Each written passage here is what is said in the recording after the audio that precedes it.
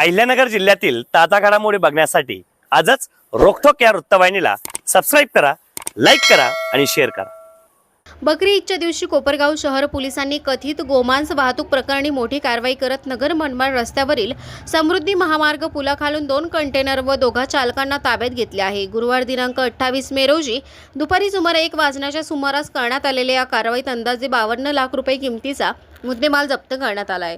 Police निरीक्षक रामकृष्ण कुंभार यांना मिळालेल्या गुप्त माहितीनंतर त्यांनी तत्काळ पोलीस उपनिरीक्षक संदीप सोन्ने यांना कारवाईचे निर्देश दिले। त्यानुसार police head constable Baban Tamnar, police constable Dnyaneshwar Bhangre, Bangar, Taware तसेच होमगार्ड यांचा समावेश असलेले पथक तयार करण्यात आले।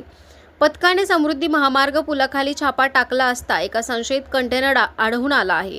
कंटेनर चालकाकडे आवश्यक कागदपत्रे व परवानगीबाबत विचारणा केली असता सुरुवातीला टाळाटाळ करण्यात आल्याचे पोलिसांनी सांगितले।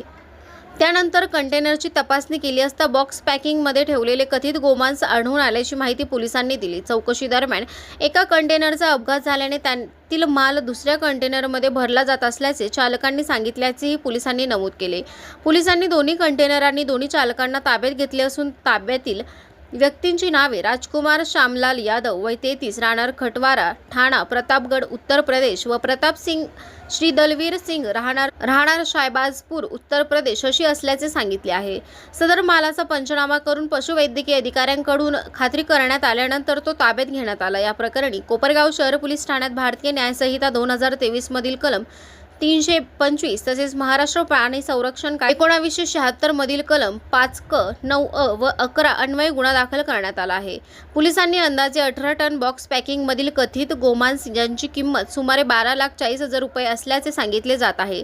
तसेच अंदाजे 20 लाख रुपये किमतीचे 2 कंटेनर असा एकूण सुमारे 52 लाख रुपये किमतीचा मुद्देमाल जप्त केला आहे।